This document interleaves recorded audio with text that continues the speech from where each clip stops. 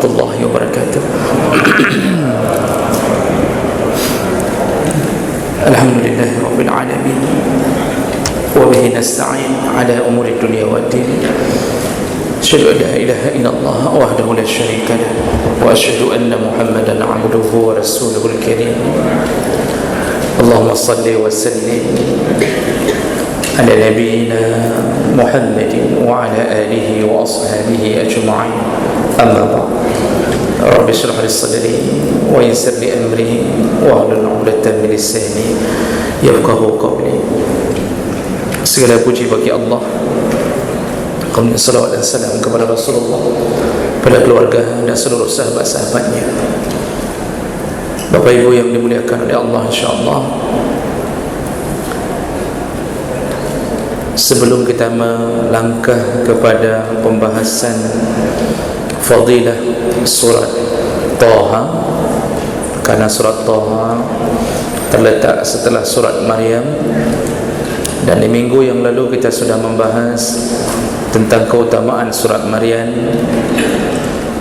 Ada satu yang tersisa, yaitu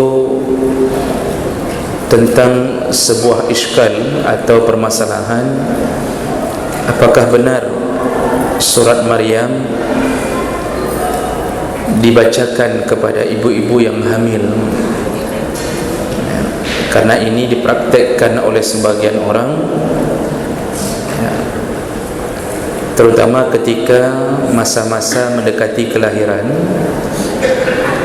Sebagian orang menganggap membaca surat Maryam, tepatnya ayat 23 sampai 25, akan mengurangi rasa sakit ketika melahirkan.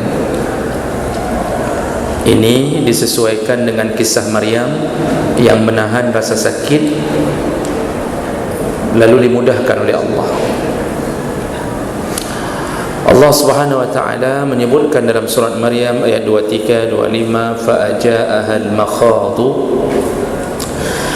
maka di saat rasa sakit ketika melahirkan itu datang,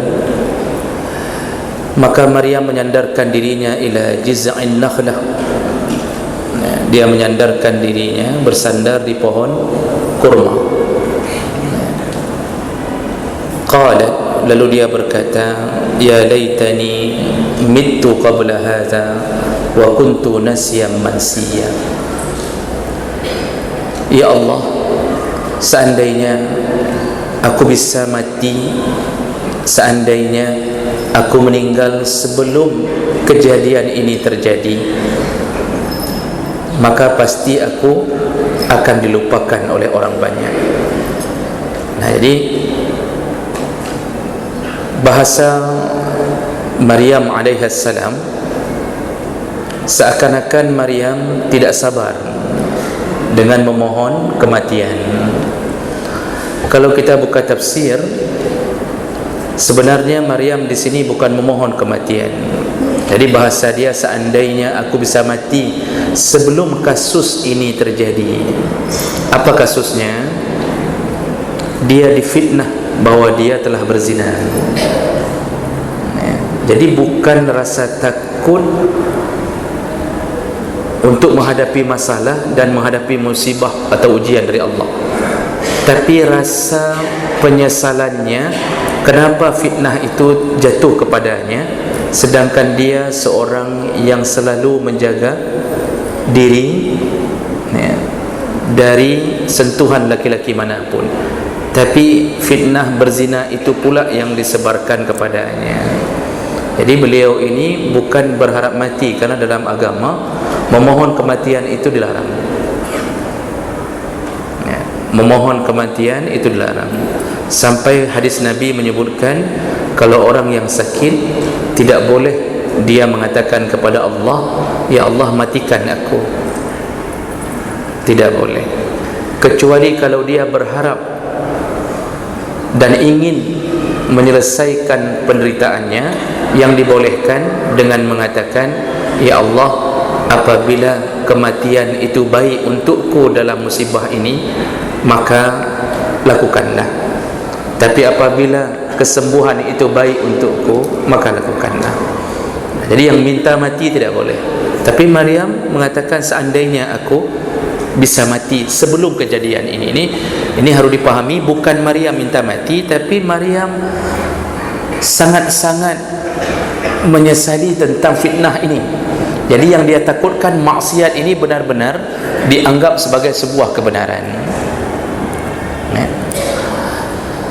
Fanadaha min tahtiha alla tahzani. Lalu didatangkan malaikat oleh Allah. Lalu malaikat berkata, wahai Maryam, janganlah engkau bersedih. Jadi ini malaikat memberi semangat kepada Maryam, janganlah engkau bersedih. Qad ja'ala rabbuki tahtaki sariyya. Allah telah menjadikan anak sungai mengalir di bawahmu. Artinya ada air yang akan engkau minum. Wa huzzi ilaiki bi jiz'in nakhlah tusaqit alayki rutaban janiyya. Goyangkanlah batang kurma itu, maka akan jatuh kepadamu rutab. Rutab dalam bahasa Arab itu level tamar yang sudah masak, sudah siap panen, disebut rutab.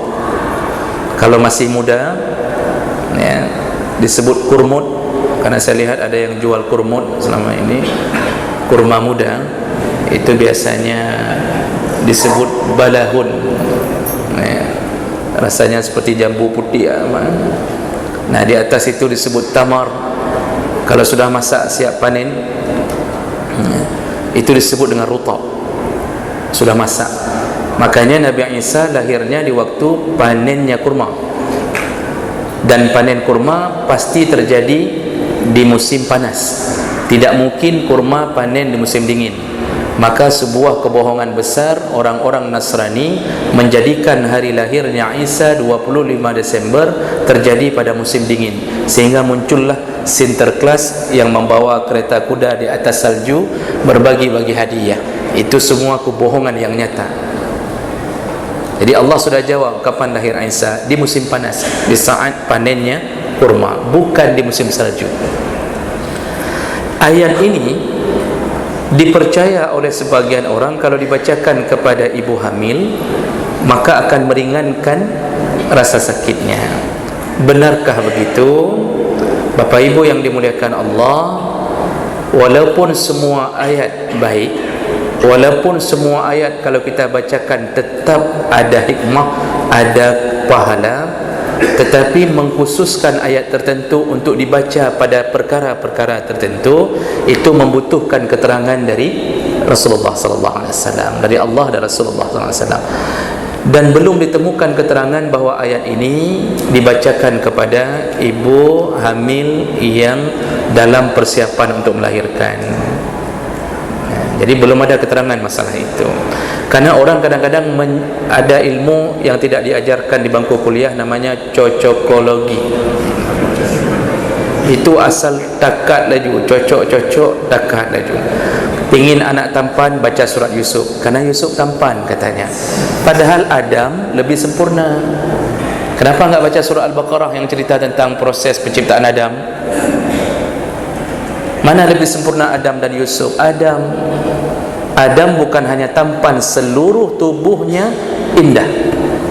Yusuf wajahnya yang tampan, karena kebetulan Yakub dan istrinya adalah orang-orang yang ganteng dan cantik, sehingga semua anak-anak Yakub ganteng. Tapi yang paling ganteng, yang paling tampan adalah Yusuf. Makanya waktu Yakub menyuruh abang-abang Yusuf mencari Yusuf di Mesir, Yakub alaihi salam mengatakan kepada anak-anaknya, jangan masuk dari satu pintu gerbang, berpencarlah. Wadkhuluha min abwabin mutafarriqah, pencar. Jangan memancing perhatian, karena kalian jangan sampai masuk ganteng semua, dipikir nanti dari mana, karena ganteng semua. Itu dalam tafsir. Cuma paling tampan di antara mereka Yusuf. Mungkin karena lain mama dengan yang lain.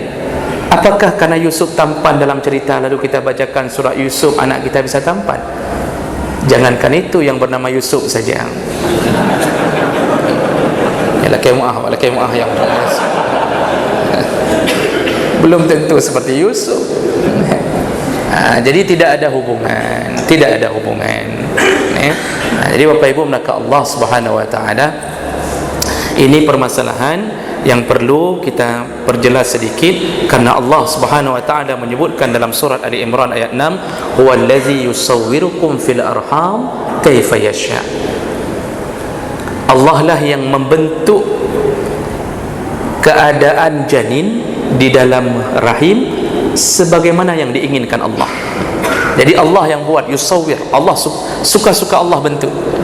Banyak diagnosa doktor setelah di USG dilihat laki-laki, ternyata yang lahir perempuan. Suka-suka Allah. Ada yang ibunya cantik, bapaknya ganteng, anaknya tidak mengikut dari salah satu keduanya. Anak ikut nenek moyang pertama, nenek buyut katanya. Bak menyuka jelek-jelek, kembalinya ke nenek. Hine je kata dia. Hana hilung, hana hima, hine kata dia. Begitu. Kalau sudah ganteng, hilung bacu. Coba lihat, ada. Lihat jauh-jauh.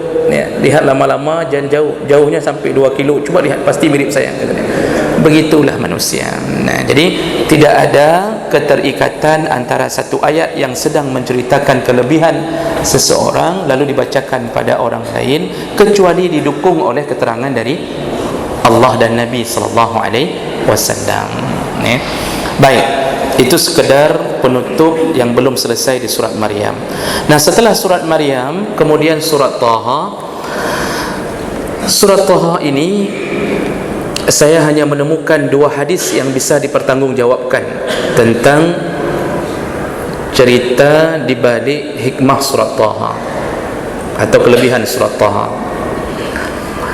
Sebelumnya perlu kita ketahui lebih dahulu bahawa Taha diambil dari nama awal huruf yang diletakkan di awal surat, yaitu huruf muqatta'ah yang terpotong-potong, ta dan ha.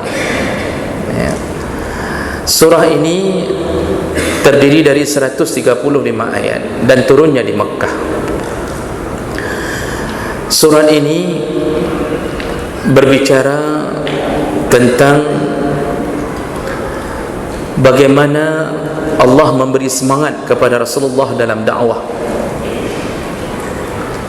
karena Rasulullah sallallahu alaihi wasallam begitu banyak cobaan yang beliau terima di awal-awal dakwah.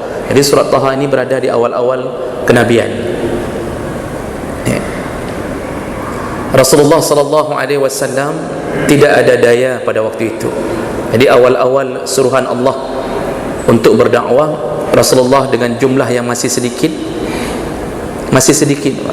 Karena dulu Rasulullah berdakwah diam-diam ke rumah Al-Arqam, kemudian disebut dengan Baitul Arqam, diam-diam di sana, dan sudah 3 tahun pengikutnya mencapai sekitar 70-an orang dalam sirah nabawiyah.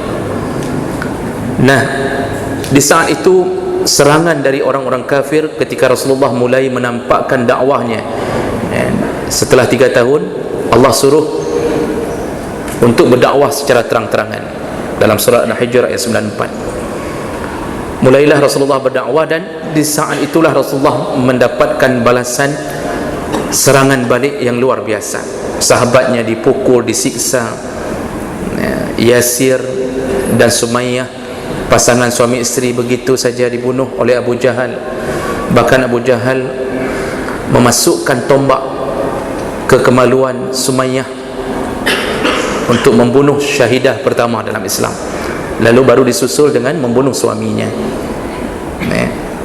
Jadi jemaah maka Allah, di saat Rasulullah merasa berat dan dia tidak tahu apa yang akan terjadi ke depan, karena toh dia juga hanya manusia biasa, dan di saat itu belum ada perang yang terjadi, maka turunlah surat Taha. Allah memberi cerita-cerita dalam surat Taha tentang perjuangan Nabi Musa. Dalam ayat ke-14, hal ataka hadisu Musa, Muhammad, engkau sudah datang berita kepadamu tentang Nabi Musa, bagaimana dia di saat berdakwah kepada Bani Israel lalu disuruh temui Fir'aun, raja paling kejam, tapi disuruh temui oleh Allah untuk mendakwahkan agama. itu paling kejam, tetap disuruh temui. Tapi yang paling menyakitkan dari perjuangan Nabi Musa, dia bukan dikhianati oleh Fir'aun. Kalau Nabi Musa berhadapan dengan Fir'aun, itu sudah jelas. Seperti kita hari ini, label orang kafir sudah tahu bahawa ini adalah golongan yang berbeda. Tapi dia dikhianati oleh Bani Israel yang dia sedang berusaha menyelamatkan mereka. Bagaimana perjuangan Nabi Musa menyelamatkan Bani Israel dari penjajahan Fir'aun, tapi kemudian Bani Israel kembali mengejeknya, melecehkannya dan tidak mempercayainya, bahkan setelah melihat proses pembelahan laut. Terus mengolok-olok Nabi Musa, terus mengolok-olok Nabi Musa. Itu yang paling berat bagi Nabi Musa, menyelamatkan satu bangsa, tapi bangsa itu kemudian melecehkan orang yang menyelamatkannya. Inilah mental para budak. Mental orang yang dijajah itu akan selalu bermental orang yang dijajah. Berusaha diselamatkan, tapi dia malah mengejek orang menyelamatkannya. Jadi seandainya muncul Nabi baru, seandainya muncul pemimpin baru, maka mereka tetap mental itu tidak hilang. Itu mental Bani Israel. Makanya Bani Israel itu dari dulu kueh sampai sekarang kueh. Makanya Allah ketika cerita Bani Israel itu, yang soleh-soleh itu setengah, setengahnya punya sifat kueh tadi. Apa kueh? Apa bahasa Indonesianya? Apa bahasa Indonesianya? Kueh. Mental budak, mental berkhianat di belakang. Nah, itu Bani Israel. Makanya Allah ingin cerita Muhammad, lihat Musa, perjuangannya dikhianati oleh umatnya sendiri. Maka maksud Allah cerita Taha itu dalam surat Taha, bersabarlah seperti sabarnya Nabi Musa. Nah, jadi ini diantara inti surat Taha. Nah, Bapak Ibu maka Allah, mungkin kita pernah dengar bahawa Taha dan Yasin adalah nama lain dari Muhammad sallallahu alaihi wasallam, sehingga muncullah salawat ada Taha Rasulillah, ada Yasin Habibillah. Kalau kita membuka keterangan dari tafsir, maka kita tidak mendapatkan keterangan seperti itu, Bapak Ibu maka Allah. Dalam tafsir Ibnu Katsir mencatatkan beberapa sahabat, Ikrimah bin Abi Jahlin dan beberapa sahabat yang lain, ini menyebutkan bahawa Taha itu bermakna ya rajul, wahai lelaki.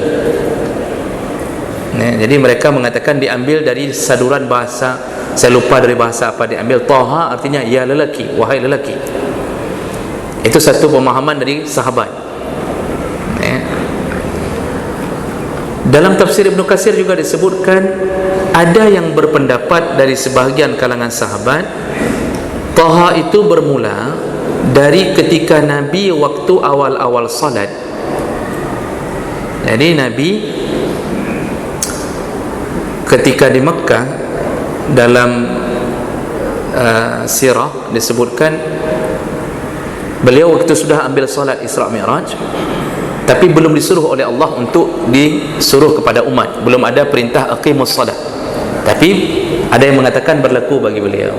Nah, jadi dalam riwayat disebutkan bahawa Rasulullah, dalam tafsir Ibnu Katsir ni Pak, silakan cek kembali, ketika Rasulullah salat itu kakinya diangkat sebelah, diangkat sedikit sebelah.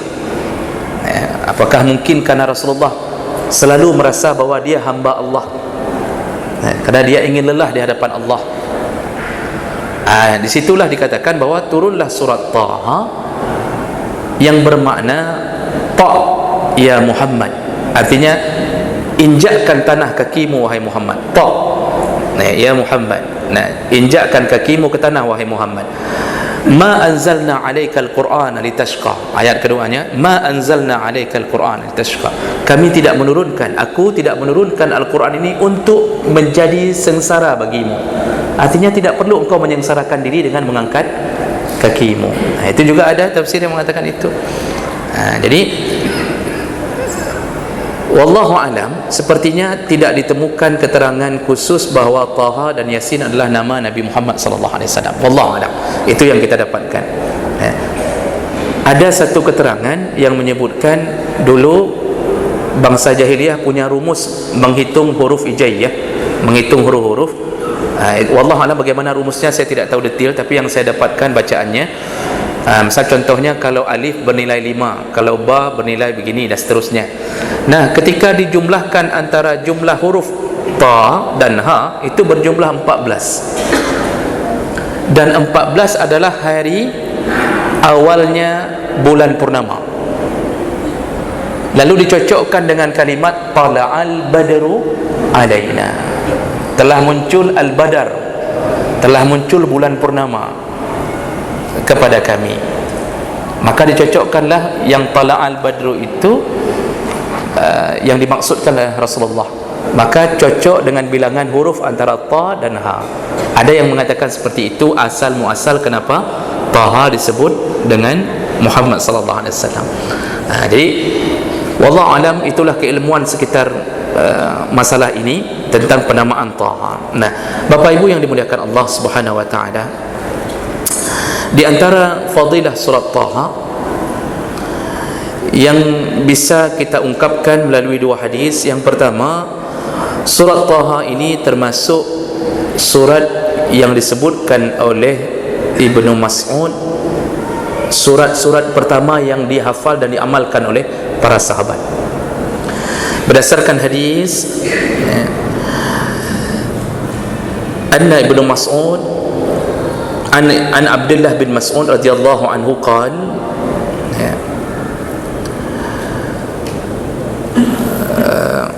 beliau mengatakan Bani Israel wal Kahfu wa Maryam wa Taha wal Anbiya hunna min al-itaq al-awwal wa hunna min tilali. Jadi kata Ibnu Mas'ud, surat Al-Isra iaitu Bani Israel, lalu Kahfi, lalu Maryam, Taha dan surat Anbiya itu adalah surat yang telah ada pada generasi terdahulu. Dari maksudnya awal-awal turun surat-surat itu, kata Ibnu Mas'ud, dan kami sudah lama membaca dan mengamalkannya. Nah, jadi ini di antara hadis yang tercantum yang bisa kita tuliskan tentang surat Taha. Jadi maksudnya dari dulu surat Taha itu sudah dibicarakan, dibaca, diamalkan oleh para sahabat dan dihafal. Gaya hidup sahabat rata-rata menghafal Quran, berusaha menghafal Quran. Makanya dalam salah satu perang Mu'tah itu 70 sahabat ketika memerangi Nabi palsu kan meninggal, syahid. Ini menunjukkan apa? Dunia menghafal Quran dari dulu itu sudah digalakkan. Maka hari ini jangan ragu-ragu untuk menyuruh anak kita, memberi semangat pada anak kita untuk menghafal Quran. Cuma sekali lagi, bagi yang sudah anaknya dalam proses menghafal Quran, hadis-hadis Nabi yang menyebutkan tentang kelebihan orang menghafal Quran selalu digabung dengan menghafalnya lalu mengamalkannya. Baru dia bisa jadi anak yang memberi mahkota dan jubah kepada orang tuanya. Kesalahan orang tua hari ini mengira hanya dengan menghafal telah mendapatkan fadilah khusus. Kalau orang hanya menghafal tapi tidak mengamalkan, malah dilaknat oleh Al-Quran. Dia hafal, dia tahu ini haram, wala taqrabuz zina, janganlah mendekati zina, dia hafal. Tapi kemudian ternyata dia punya pacar, ketemunya di waktu musabaqah tilawatil Quran, belanja dodol Garut bersama-sama, karena biasanya dijual dodol Garut Pak di situ, yang warna-warni itu. dia hafal, dia baca, tapi kemudian dia mengamalkan yang dilarang itu, maka termasuklah orang yang terlaknat, dilaknat oleh Al-Quran. Maka fadilah itu kasih anak kita semangat nak bukan hanya hafal. Jadi jangan berhenti pada hafalan. Karena dulu ulama-ulama pun menghafal, itu bukan berhenti pada level menghafal, tapi mulai mencari ilmu di balik hafalan. Jadi betul-betul menguasai ilmu Al-Quran, lalu mengeluarkan hukum yang ada dalam Al-Quran. Jadi kalau ulama-ulama dulu menghafal Quran seperti Imam Syafi'i, rata-rata 4 mazhab itu kerja mereka mendekat dengan Al-Quran, itu berijtihad semampu mungkin untuk menguasai isi Al-Quran, bertadabbur. Itu level itu yang harus dikejar Pak Ibu. Jadi setelah hafal Quran, suruh belajar bahasa Arab, kuasai nahu, kuasai saraf, lalu kemudian belajarlah fikih, tahu mana ayat yang berhubungan dengan hukum, yang berhubungan dengan ini dan itu, yang mana akidah. Lalu dia mulai takut kepada Allah setelah bertadabbur Al-Quran yang dia hafal. Jadi ini yang perlu kita pahami. Jangan hanya sekedar nak, alhamdulillah yang penting kamu sudah 30 juz, walaupun batat-batat sikit tak apa-apa, walaupun pakai celana pendek telah 30 juz tak apa-apa, walaupun telah 30 juz makan riba tak apa-apa. Ini yang jangan dibiasakan. Jadi jemaah maka Allah, ini menunjukkan bahawa surat Taha dari dulu itu sudah mulai dibaca, diamalkan oleh para sahabat. Memang sahabat kalau melihat ayat-ayat Al-Quran, itu satu surat sudah cukup untuk mereka renungi tentang kehidupan mereka, dan sudah cukup untuk membuat mereka takut kepada Allah Subhanahu wa ta'ala. Baik, berikutnya hadis yang kedua yang kita dapatkan tentang surat Taha adalah surat Taha itu mengandung nama Allah yang paling agung, iaitu sering disebut dengan istilah Asma'ullahil A'zam, nama-nama Allah yang paling mulia. Jadi Allah letakkan nama-namanya yang paling mulia, salah satunya ada di dalam surat Taha. Itu kerja para ulama kemudian mencoba mencari tahu di mana letak yang disebutkan oleh Nabi itu. Rasulullah sallallahu alaihi wasallam dalam hadis riwayat Ibnu Majah dan Al-Hakim dengan derajat yang hasan dari Abi Umamah radhiyallahu anhu anna Rasulullah sallallahu alaihi wasallam qala, Rasulullah berkata, Ismullahil a'zam fi suwarin minal Quran salas. Kata Rasulullah, nama-nama Allah yang paling mulia itu ada pada 3 surat dalam Al-Quran. Jadi Allah letakkan namanya yang paling mulia ada pada 3 surat dalam Al-Quran. Yang pertama fi Al-Baqarah, dalam surat Al-Baqarah.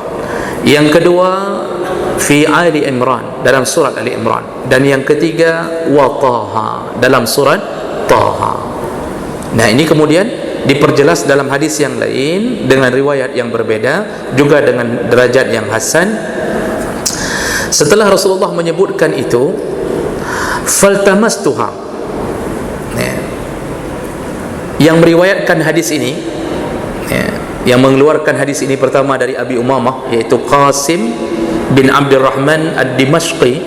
Beliau mengatakan, aku mulai mencari mana yang dimaksud nama Allah yang paling mulia dalam 3 surat ini. Fawajadtu fi suratil Baqarah. Yang kutemukan dalam surat Al-Baqarah adalah dalam ayat kursi, yaitu Allahu la ilaha illa huwal hayyul qayyum. Wa fi surati Ali Imran, dan juga kutemukan dalam surat Ali Imran dari mulai ayat yang pertama, Alif Lam Mim, Allahu la ilaha illa huwal hayyul qayyum. Wa fi surati Taha, dan kutemukan dalam surat Taha kalimat Allah, wa anatil wujuhu lil hayyil qayyum.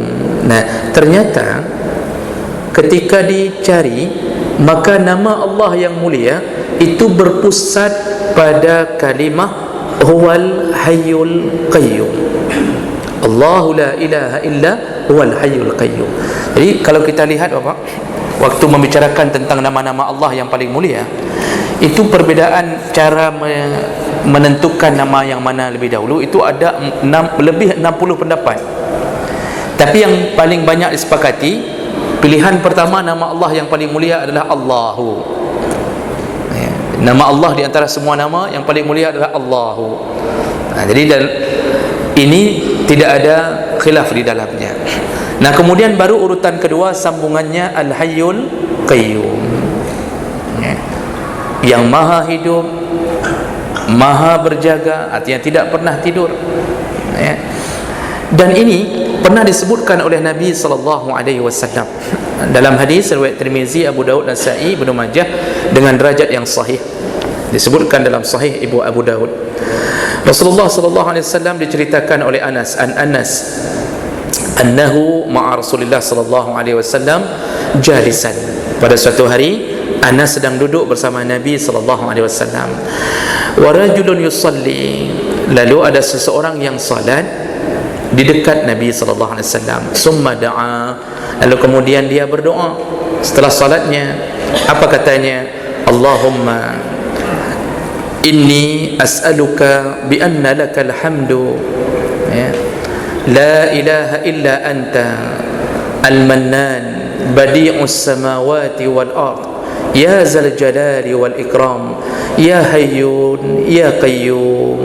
Jadi dia memulai menyebut dengan nama-nama Allah yang mulia. Dia menyebutkan, ya Allah, aku memohon kepadamu bi anna lakal hamdu, karena engkaulah pemilik segala pujian. Bi anna laka alhamdu, engkaulah pemilik segala pujian. La ilaha illa anta, tidak ada Tuhan selain engkau. Antal mannan, engkaulah yang berhak dipuji. Badi'us samawati wal ard, engkaulah penemu, pencipta langit dan bumi. Ya zal jalali wal ikram, yang maha mulia, yang maha tinggi, yang maha agung, yang maha mulia.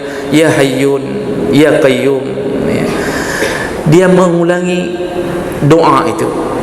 Lalu ketika didengarkan oleh Rasulullah, faqala Nabi SAW, lalu Rasulullah berkata, laqad da'allaha, dia telah berdoa kepada Allah bi ismihil azim, dengan nama-nama Allah yang paling mulia, allazi iza du'aya bihi, yang apabila nama-nama itu dipanggil dalam doanya, apabila ada seseorang memanggil nama Allah dengan nama-nama yang paling mulia itu, ajaba, maka Allah pasti menjawab doanya. Wa iza su'ila bihi, dan kalau dia meminta sesuatu dari Allah, u'ta, pasti diberikan oleh Allah SWT. Nabi mengatakan apa, Bapak muka Allah? Kalau orang menyebut-nyebut nama Allah yang mulia di dalam puji-pujiannya kepada Allah di awal berdoa, maka semua permintaannya diijabahkan Allah, dan semua yang dia minta diberikan oleh Allah. Kalau kita belajar adab berdoa, di antara adab berdoa adalah di awal doa itu disuruh puji Allah dulu, lalu kemudian baru bersalawat kepada Nabi. Tidak akan diterima, pasti putus doa seseorang yang tidak memuji Allah dan tidak bersalawat kepada Nabi. Pasti putus doanya, langsung ditolak. Langsung ditolak. Ini sama seperti orang tidak pakai helm. Jadi itu dengan permasalahan helm saja, itu langsung yang pertama langsung kena razia. Tapi kalau kita pakai helm, padahal kita tidak bawa SNK, tidak bawa SIM. Ada polisi di sini, Pak? Biasanya selamat. Yang penting helm dulu. Tapi kalau sudah helm ditemukan, tidak ditemukan di kepala, maka berlanjut ke pertanyaan yang lain. Mana SIM, mana SNK. Jadi ini kalau sudah tidak menyebut nama Allah dan Nabi, maka semua yang lain itu ditolak langsung. Tidak ada apapun kita minta tidak didengarkan lagi oleh Allah Subhanahu wa ta'ala. Dan yang paling baik di saat memuji Allah adalah menyebutkan nama-namanya yang mulia, dan itu tidak dibatasi. Silahkan lihat dari Asmaul Husna, panggil Allah, ya zal jalali wal ikram, ya hayyun ya qayyum ya mannan ya qahar, dan itu boleh diulang-ulang di tengah doa. Begitulah orang Di saat berharap kepada Allah, maka dia memuji-muji Allah. Kita saja kalau berhubungan dengan manusia, Pak, di saat kita berharap sesuatu darinya, kita mulai memuji-mujinya. Bapak lah, kalau nggak ada bapak duk semua ini nggak beres semuanya. Padahal memang dari dulu nggak beres semuanya. Hanya kita berharap supaya diberikan proyek. Macam hana draw ni duk semua ini, hana betul duk semua ini. Ada tanda tangan 3 banyak, tanda tangan. Itu kita berharap sesuatu. Kita puji dia. Dia butuh pujian.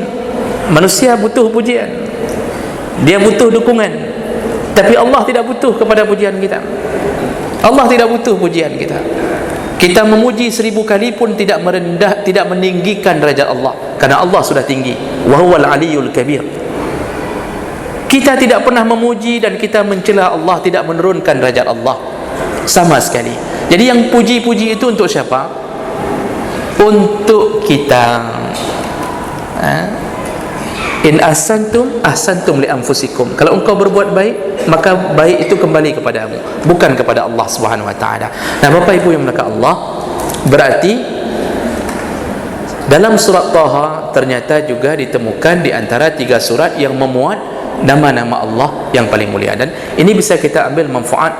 Habis salat itu salah satu sunnah yang paling kuat, doa, Pak. Habis salat, karena Rasulullah mengatakan dalam hadis, di antara tempat mustajabah doa adalah setelah salat. Boleh dilakukan setelah salat, setelah zikir, boleh dilakukan setelah salat ba'diyah. Nah, satu lagi sebagai penutup kita, pasti kita pernah dengar bahawa ada satu kisah yang paling masyhur, yaitu tentang kisah masuknya Islam Umar ibn al-Khattab, dan itu berhubungan erat dengan surat Taha. Jadi dalam kisah yang disebutkan di dalam kitab tentang sirah nabawiyah, salah satu kitab tentang sejarah Khulafa' Rasyidin, menyebutkan proses masuknya Umar yang dikarang oleh Jalaluddin As-Sayuti. Disebutkan proses Islamnya Umar. Itu disebutkan dalam beberapa riwayat yang berbeda. Salah satu riwayat yang masyhur, yaitu ketika Umar ingin membunuh Nabi sallallahu alaihi wasallam. Ini diceritakan oleh Anas bin Malik.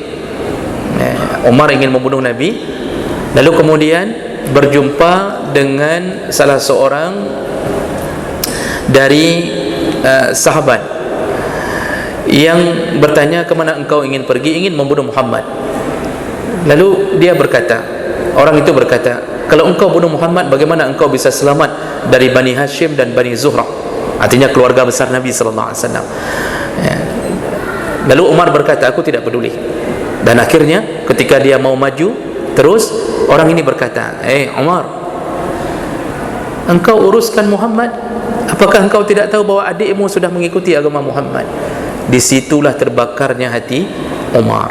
Lalu kemudian Umar berbelok mencari adiknya Fatimah dan suaminya Sa'id bin Zaid bin Amr.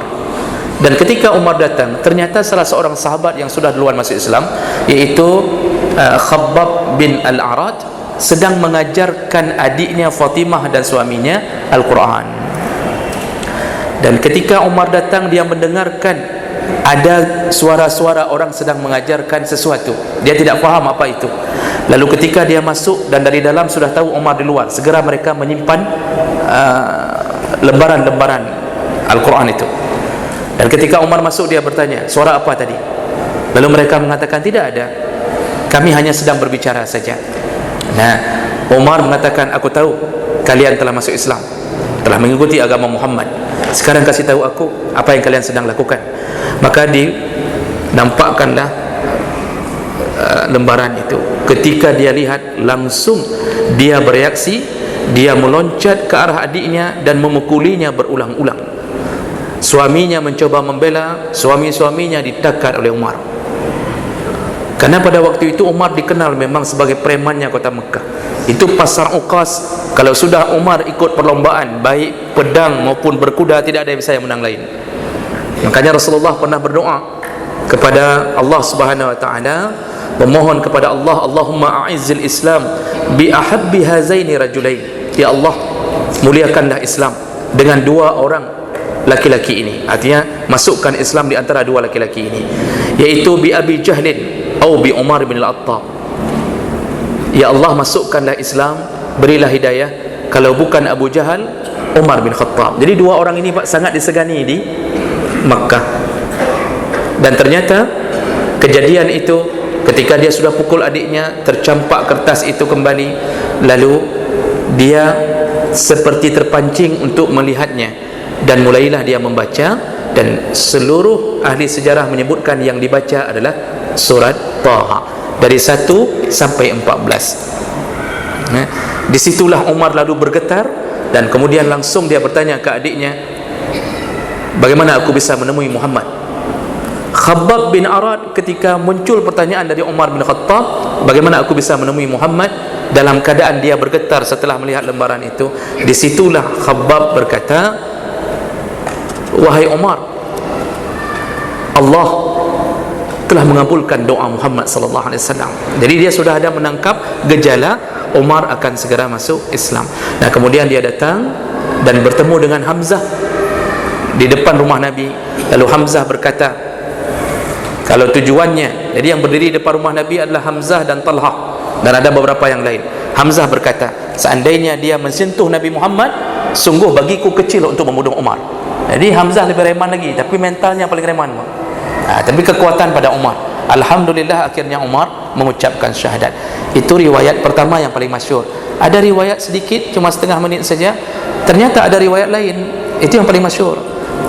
Pada suatu hari Umar mencari sahabat-sahabat untuk minum khamar, untuk minum khamar. Ternyata tidak didapatkan.